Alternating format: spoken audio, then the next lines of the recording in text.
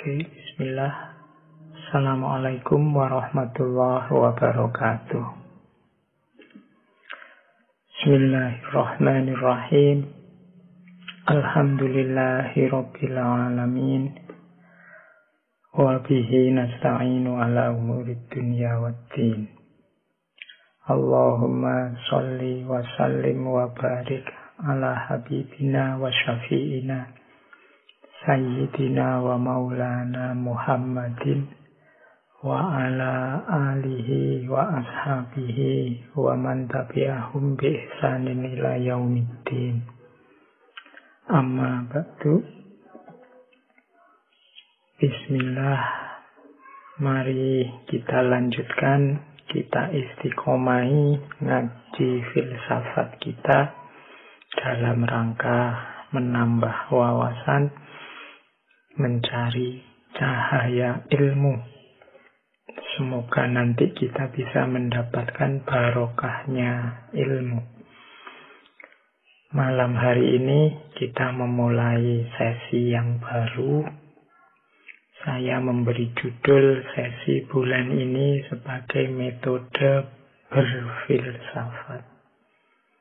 Kalau sebelum-sebelumnya yang saya sampaikan selalu saja gagasan-gagasan, ide-ide dari tokoh tertentu. Bulan ini kita membahas caranya, metodenya, cara berpikir seperti apa sih yang bisa nantinya menghasilkan ide-ide atau gagasan-gagasan filosofis. Ya, saya urutkan per minggu mulai malam hari ini. Kalau malam hari ini temanya tentang bertanya atau pertanyaan.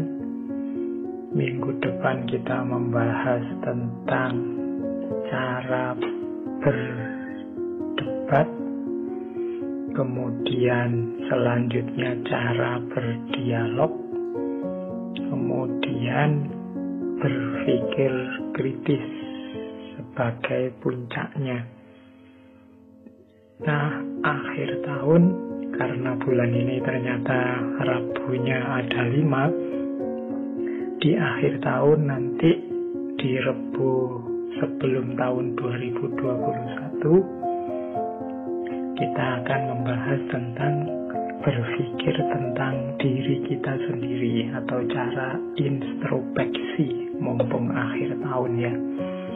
Jadi itu tema-tema kita untuk bulan ini. Kita awali pertama-tama malam hari ini tentang cara bertanya atau seninya orang bertanya. Karena bagaimanapun pemikiran, gagasan, ide itu kan diawali dari pertanyaan-pertanyaan. Kalau orang tidak bertanya, menerima saja apa yang sudah terjadi di sekitarnya, ya tidak akan lahir ilmu. Maka kunci dari semuanya selalu diawali dari pertanyaan-pertanyaan. Maka malam hari ini kita awali sesi metode berfilsafat dengan seni bertanya. Ya, ini kelihatannya malam hari ini materinya agak serius, butuh fokus. Mari teman-teman dipersiapkan. Mungkin butuh sedikit-sedikit alat tulis kalau mau ditulis.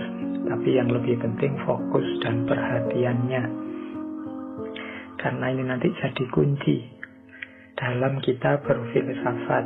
Kalau biasanya kalau bahasanya orang mancing, saya memberikan ikannya. Malam hari ini saya memberikan kailnya dan cara memancingnya. Baik, bismillah, langsung saja. Ya meskipun tetap kita bahas pelan-pelan ya nanti. Semoga rekamannya bagus sehingga kalau ada yang ingin diulang, dipelajari lagi bisa dicek di rekamannya. Baik, saya awali dari quotes dulu ya, biar teman-teman siap mentalnya untuk tema hari ini. Biasanya quote yang saya taruh di belakang. Malam hari ini saya taruh di depan. Ada beberapa quote bagus yang menurut saya untuk menyemangati kita belajar tentang pertanyaan. Yang pertama dari Edward de Bono. Edward de Bono ini adalah aslinya seorang dokter, psikolog, penulis, filosof juga, konsultan juga. Beliau yang mempopulerkan istilah berpikir lateral. Beliau juga yang nulis buku yang judulnya 6 Topi Berpikir. Dan beliau ini yang punya gagasan agar di sekolah-sekolah itu juga diajarkan metode berpikir yang benar. Tidak hanya nunggu kalau kuliah, kalau masuk jurusan filsafat. Buku-bukunya banyak, termasuk yang diterjemahkan dalam bahasa Indonesia. Nah, beliau punya quote bagus tentang pertanyaan, yaitu asking a question is the simplest way of focusing thinking. Menanyakan sebuah pertanyaan itu cara paling mudah untuk memfokuskan pemikiran. Jadi, kalau kita ingin fokus, coba bertanyalah. Jangan dikira bertanya itu diawali dari tidak tahu apa-apa. Bertanya itu diawali dari rasa ingin tahu. Karena pengetahuan sebelumnya dirasa belum memuaskan. Maka cara untuk fokus itu yang paling mudah adalah bertanya. Kalau teman-teman misalnya baca buku, ingin mudah paham buku itu, coba rumuskan pertanyaan-pertanyaan yang berhubungan dengan isi buku, dan nanti setelah bukunya kita baca, coba jawablah. Mungkin tidak harus full buku, mungkin di tiap bab, mungkin di tiap subbab. Coba rumuskan pertanyaan-pertanyaan, baik yang isinya informatif dari buku itu maupun yang isinya bertanya karena kita tidak paham, ingin penjelasan lebih jauh. Nah, itu boleh, bukunya nanti dicoret-coret isinya pertanyaan-pertanyaan. Ini memudahkan fokus daripada mungkin membaca buku sambil lalu saja, sambil santai, sambil melakukan apa, yaitu biasanya nggak fokus. Untuk fokus itu ada pertanyaan-pertanyaan yang ingin kita tahu jawabannya. Ini membuat kita fokus. Malam hari ini misalnya, teman-teman kan sudah ngerti, ngajinya temanya adalah tentang cara bertanya atau seni bertanya. Mungkin sudah ada pertanyaan-pertanyaan di pikiran kita, cuma tidak kita rumuskan dengan baik. Boleh sekarang ditulis, misalnya dalam bentuk pertanyaan, bagaimana sih cara bertanya yang baik itu? Bagaimana sih cara membangkitkan minat untuk bertanya itu? Kemudian apa sih ukuran-ukuran pertanyaan, disebut pertanyaan bermutu atau tidak itu? Coba bikin pertanyaan sebanyak mungkin. Nanti kita akan lebih fokus mendengarkan ngaji ini. Karena apa? Kita punya pertanyaan yang butuh untuk dijawab. Filsafat itu lahir ya karena orang bertanya, tidak puas dengan jawaban-jawaban yang ada sebelumnya yang dianggap mitos, seperti dari zaman Yunani. Jadi orang bertanya, hari ini mengapa teman-teman kebingungan luar biasa, zaman hoax, zaman berita palsu, zaman informasi buatan, kita bingung, kita terombang-ambing. Mungkin karena kita terbiasa menerima, menelan begitu saja informasi.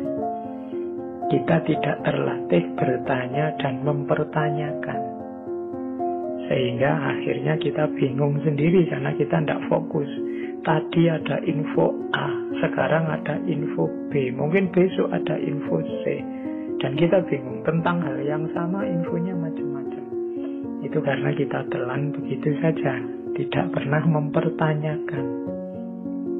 Makanya kata Francis Bacon, a prudent question is one half of wisdom. Pertanyaan yang serius, yang baik, yang hati-hati adalah setengahnya kebijaksanaan. Jadi ini quote dari Francis Bacon yang dulu pernah kita bahas satu sesi penuh, tokoh yang memicu lahirnya modernitas di Barat. Jadi pertanyaan yang kita susun dengan baik, dengan hati-hati, dengan bijaksana, itu adalah setengahnya kebijaksanaan. Jalan untuk menuju kebijaksanaan. Sama seperti Peter Abelard. Peter Abelard ini filosof juga. The key to wisdom is this: constant and frequent questioning. For by doubting we are led to question. By questioning we arrive at the truth. Kunci dari kebijaksanaan itu ini, katanya Abelard. Ini maksudnya apa? Constant and frequent questioning. Bertanya secara kontinu dan berulang-ulang. Tanya lagi. Semakin banyak pertanyaan, semakin luas wawasan kita. Karena dengan meragukan sesuatu, kita akan terbawa kepada pertanyaan, dan dengan mempertanyakan sesuatu, kita akan sampai pada kebenaran. Kita ragukan, kita tanyakan, akhirnya kita sampai pada kebenaran.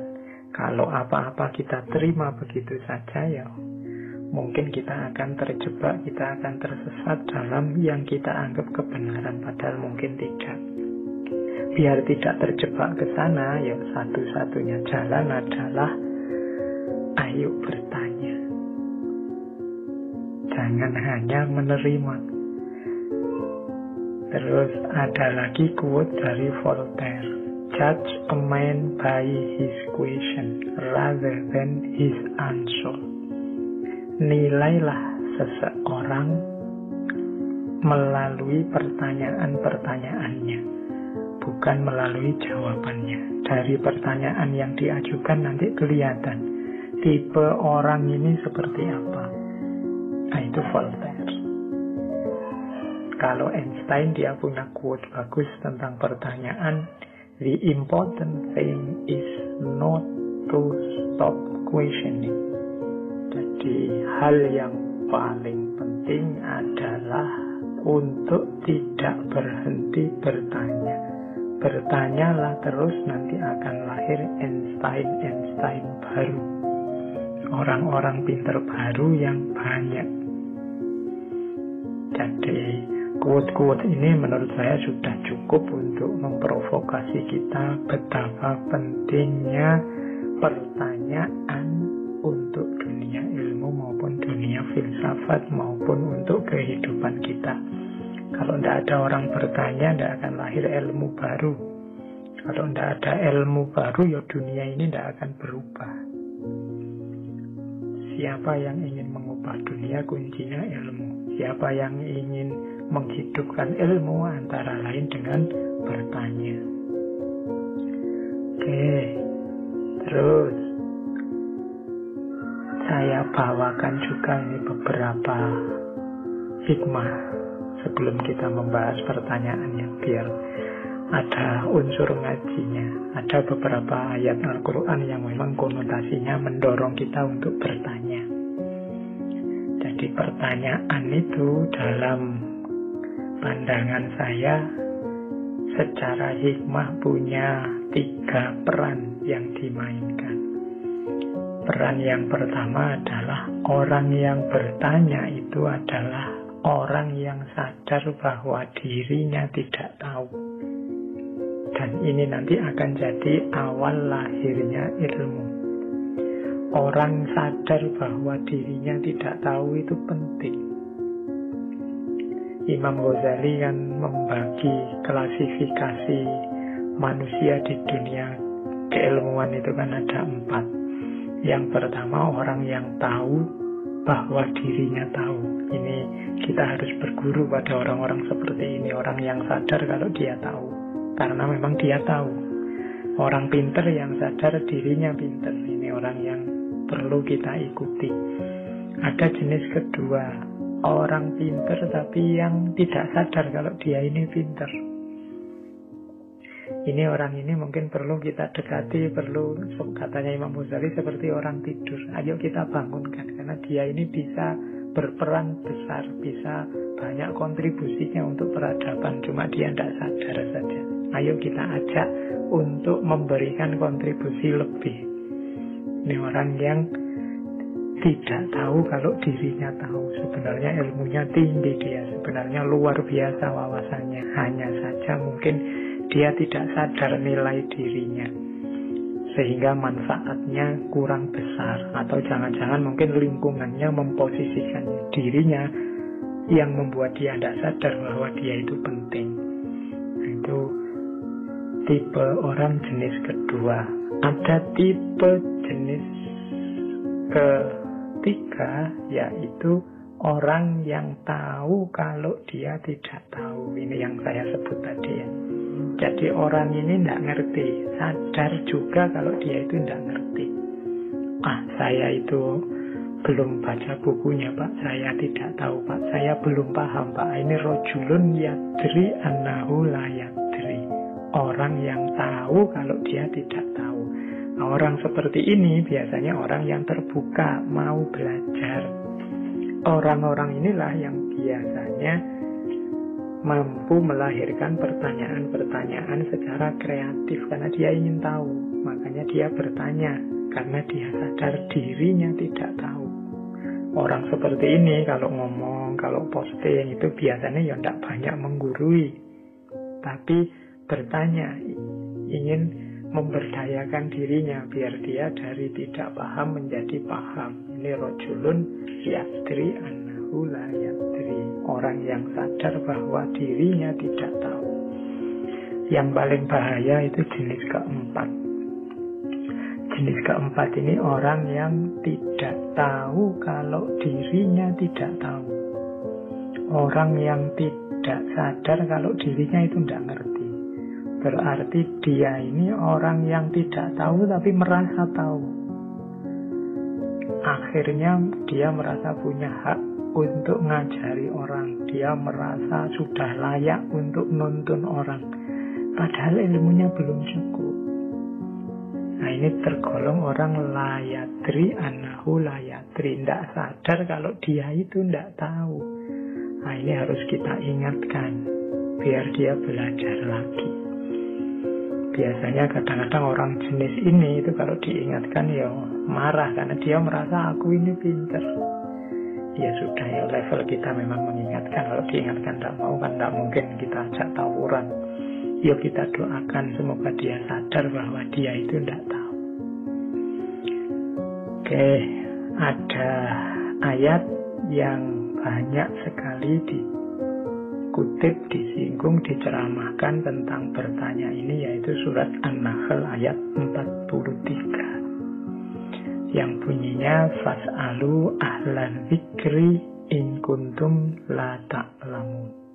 Bertanyalah kalian kepada orang-orang yang tahu, ahlan dzikri in kuntum la ta'lamun. Kalau kalian tidak tahu. Jadi memang tugasnya orang yang tidak tahu itu bertanya pada yang tahu. Orang yang tidak paham bertanya pada yang paham. Jangan yang tidak paham ngomong macam-macam, menjelaskan macam-macam. Itu nanti malah menyesatkan orang. Belajar dulu, memahami dulu. Fas'alu ahla dzikri in kuntum la ta'lamun. Jadi ini hikmahnya pertanyaan. Jadi yang pertama, membawa kita dari dunia ketidaktahuan yang gelap menuju dunia pemahaman yang terang. Yang kedua, pertanyaan ini kadang-kadang bukti dari perhatian dan tanggung jawab. Pertanyaan dari orang tua kepada anaknya, pertanyaan dari guru kepada muridnya. Ini kan pertanyaan-pertanyaan yang menunjukkan perhatian dan tanggung jawab. Bahkan dari Allah kepada hambanya, kan banyak sekali ayat-ayat Al-Quran itu yang isinya pertanyaan-pertanyaan, baik yang memang bertanya maupun yang retoris. Misalnya, bukankah aku Tuhanmu? Dan banyak Al-Quran yang artinya begitu. Kemudian, afala ta'qilun, tidakkah kalian berpikir? Kemudian pertanyaan-pertanyaan, alam taro kaifa fa'ala rabbuka bi ashabil fil, tidakkah engkau melihat bagaimana Allah memperlakukan kepada ashabul fil? Ini pertanyaan-pertanyaan untuk mendidik, karena perhatian, kasih sayang, kepedulian. Ini sama seperti orang tua kepada anaknya, pertanyaan guru kepada muridnya. Kalau ada guru tanya pada murid kan tidak mungkin, wah guru ini tidak ngerti kok tanya, kan tidak begitu. Tapi pertanyaan itu wujud dari perhatian, tanggung jawab, dan kasih sayang.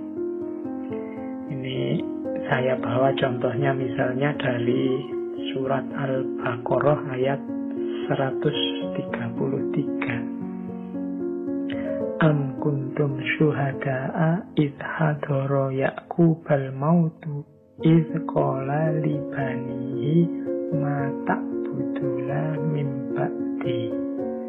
Ini Nabi Yakub suatu ketika saat beliau menjelang meninggal, idh hadara Ya'qubal maut, sedang menghadapi maut. Pertanyaan terakhir diajukan kepada putra-putra beliau, mata buduna min ba'di, wahai anak-anakku, kalau aku sudah pergi, apa yang akan engkau sembah? Nah, ini karena beliau khawatir nanti apa yang dilakukan putra-putranya kalau sudah tidak dikawal lagi, kalau sudah beliau tidak ada. Ya karena putra-putra beliau orang yang soleh, jawabannya qalu na'budu ilahaka wa ilaha abaika Ibrahim wa Ismaila wa Ishaqa ilaha wahida wa nahnu lahu muslimun. Jawab putra-putra beliau, ya kami menyembah Tuhanmu, Tuhan nenek-nenek, ayah-ayah terdahulu Ibrahim, Ismail, Ishak, Tuhan yang satu. Dan kami kepada Tuhan yang satu itu berpasrah diri. Nah, ini contoh, bukan berarti Yakub itu bertanya yang sifatnya menyelidik atau menguji. Nah, ini pertanyaan ini dalam rangka perhatian, kasih sayang, dan tanggung jawab. Itu mode kedua. Ada lagi mode ketiga, pertanyaan yang sifatnya nasihat. Ini banyak ya nasihat-nasihat dalam bentuk pertanyaan. Apa kita akan kembali ke zaman jahiliyah? Ini pertanyaan-pertanyaan seperti itu. Isinya nasihat, yo kita jangan kembali lagi ke zaman jahiliyah. Di situ saya contohkan misalnya pertanyaannya Rasulullah tiba-tiba kepada para sahabat. Atadzaruna manil muflis, tahukah kalian siapa orang yang rugi itu? Nah, ini kan seperti guru pada muridnya, tapi hakikatnya ini nanti nasihat. Para sahabat menjawab, loh, orang rugi itu orang yang tidak punya uang, tidak punya harta benda, tidak punya dirham. Nah, terus Rasulullah menjawab, nah, orang rugi itu silahkan dicari hadisnya, ya orang yang nanti di akhirat merasa membawa banyak amal, merasa membawa banyak pahala, tapi ternyata setelah dihisab, dihitung, dia sering melakukan hal-hal yang menyakiti orang lain, menyusahkan orang lain, kemudian membuat orang lain sengsara dan sebagainya. Wah, bahkan safaka dama haza, kalau di hadis itu mengalirkan darah orang lain, membunuh orang lain.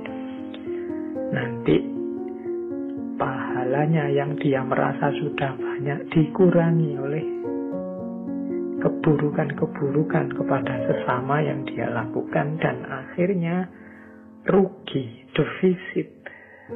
Jadi amalnya tidak mampu menutup keburukannya. Inilah orang yang rugi. Nah ini tadi kan awalnya mode pertanyaan, tapi akhirnya adalah nasihat. Kita jangan sampai begitu. Merasa amalnya sudah banyak, tapi menyakiti, menyusahkan, menyengsarakan orang lain. Sehingga nanti ketika ditotal, pahala kita tidak nyampe untuk nutup keburukan kita. Itulah orang yang rugi. Nah, ini mode nasihat. Itu juga salah satu hikmah dari pertanyaan. Cuma malam hari ini kita akan fokus pada jenis pertanyaan yang pertama. Pertanyaan yang membawa kita dari kegelapan ketidaktahuan menuju terangnya pengetahuan. Dari tidak mengerti menjadi ilmu. Nah, kita butuh pertanyaan-pertanyaan. Kalau dua jenis pertanyaan yang lain ya, itu nanti tema-tema yang biasanya isinya tentang kemanusiaan, ketuhanan, tasawuf, dan macam-macam. Baik, kita fokus di yang pertama, kita belajar bertanya secara baik dan benar. Bismillah, kita awali, kita masuk ke materi sekarang. Pengantarnya agak panjang. Nah, fungsi pertanyaan. Kalau ada yang tanya, apa sih Pak gunanya bertanya itu? Kalau yang saya bawa ini paling tidak pertanyaan itu membawa 7 manfaat. Yang pertama, yang paling mudah ya, ketika kita bertanya, kita mendapat pengetahuan dan wawasan baru. Kalau kita tidak bertanya, ya tidak ada yang baru. Ketika kita bertanya, akhirnya kita mengejar jawabannya, dapatlah kita informasi yang baru, wawasan yang baru. Itu fungsi paling mudah yang pertama. Yang kedua, untuk menguji kapasitas pengetahuan kita. Kita ini mampu tidak sih mencari jawabannya? Kita ini punya kemampuan tidak sih untuk mendapatkan kebenaran? Sejauh mana saya bisa paham, sejauh mana saya kurang paham. Nah, ini gunanya pertanyaan menguji. Ternyata saya tidak bisa loh menjawab pertanyaan ini. Berarti saya harus lebih banyak belajar lagi. Kapasitas saya ternyata hanya sampai di situ. Saya kalau ada yang tanya tentang ini bingung saya. Berarti batas saya di sini. Ternyata ketika ditanya tentang itu saya belum paham. Ini saya harus mencari lagi jawaban. Nah, ini menunjukkan kapasitas. Pertanyaan-pertanyaan itu biasanya menunjukkan batas kita. Makanya anak sekolah itu diberi ujian kan untuk menunjukkan rankingnya. Disitulah rankingmu, kapasitasmu, kemampuanmu sampai di situ. Itu gunanya pertanyaan. Yang ketiga, pertanyaan itu membangkitkan rasa ingin tahu. Jadi membangkitkan minat intelektual. Jadi yang ketiga ini, biasanya kalau ada pertanyaan itu kan kita tergerak ingin tahu jawabannya apa. Manusia itu kan punya ciri namanya curiosity. Curiosity itu ingin tahu. Ini sifatnya fitrah. Sejak kecil begitu pemikirannya jalan, akalnya jalan, manusia itu dipenuhi hasrat ingin tahu. Makanya anak kecil itu yang baru bisa berpikir, baru bisa bicara, itu biasanya cerewet. Tanya macam-macam. Ini apa, itu apa. Itu rasa ingin tahu. Jadi meskipun nanti oleh lingkungannya seringkali keingintahuan ini dibungkam, dikalahkan. Jangan cerewet, tidak usah tanya macam-macam. Besok saja tanya guru kalau sudah sekolah dan lain sebagainya. Akhirnya nanti muncul kesan seringkali dalam diri anak, banyak tanya itu tidak bagus, tidak baik. Apalagi nanti waktu sekolah, ternyata mungkin gurunya apa dosennya tidak terlalu suka kalau muridnya, mahasiswanya banyak tanya. Sehingga kalau ditanya sih jawab, tapi jawabnya setengah ketus, setengah tidak seneng. Akhirnya anak merasa mungkin bertanya itu sesuatu yang negatif. Bertanya itu menunjukkan bahwa aku ini tidak tahu dan tidak dihargai. Mungkin ada kesan begitu. Mari kita yang kebetulan jadi guru apa jadi dosen, mari jangan kita matikan rasa ingin tahu anak didik kita. Biarkan hidup, biarkan tumbuh sesubur mungkin, karena dari rasa ingin tahu itu nanti akan lahir ilmuwan-ilmuwan yang besar untuk peradaban. Mari kita tuntun mereka. Nah, itu yang ketiga, gunanya pertanyaan membangkitkan rasa ingin tahu. Yang keempat, ya, untuk menertibkan cara berpikir. Karena kalau kita bertanya dengan baik, ini nanti membantu kita menemukan jawaban yang baik.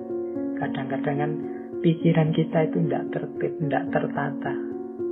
Cara mudah untuk menata pikiran itu dengan pertanyaan-pertanyaan. Misalnya teman-teman mau nulis sesuatu, bingung ini memulainya dari mana. Boleh diatur pakai strategi, diawali dengan pertanyaan-pertanyaan.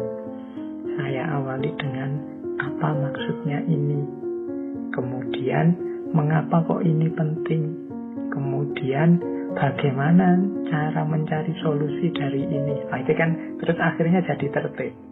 Tulisan saya ada logikanya, diawali dari maksudnya, kemudian caranya, kemudian nilai pentingnya, dan ini namanya bertanya bisa jadi jalan kita untuk menemukan jawaban. Nah, yang kelima, manfaatnya pertanyaan itu untuk membantu kita mengembangkan kemampuan menilai diri kita. Tadi kan kita biasanya sudah punya gagasan, punya ide, punya jawaban terhadap problem-problem hidup kita. Nah, tapi kan kita butuh menilai ini kebenaran yang saya yakini ini, kebaikan yang saya yakini ini memang sudah benar, sudah baik apa belum ya. Nah, kalau ingin mendapatkan kepastiannya, ayo ditanyakan, dipertanyakan lagi. Apa sih alasanku meyakini ini benar? Apakah aku sudah cocok, relevan menggunakan ini untuk hidupku? Ini kemampuan kita menilai hidup. Jadi pertanyaan-pertanyaan membuat kita mampu menilai. Yang keenam, kemampuan kita bertanya menjamin pengorganisasian dan pemahaman terhadap sesuatu secara tepat. Ini berhubungan dengan menata pemikiran tadi. Mana yang awal, mana yang tengah, mana yang akhir. Nah, itu bisa terbantu dengan pertanyaan-pertanyaan. Dan yang terakhir, pertanyaan itu mengarahkan perhatian kita kepada unsur-unsur yang penting dalam satu permasalahan. Jadi ketika ada pertanyaan-pertanyaan, kita bisa fokus pada ini yang penting, ini yang tidak penting. Yang penting-penting saya tanyakan dulu. Yang pokok-pokok kita uji dulu. Yang tidak penting belakangan, karena kita butuh beres bagian yang pokok-pokok dulu. Nah, ini fungsinya pertanyaan.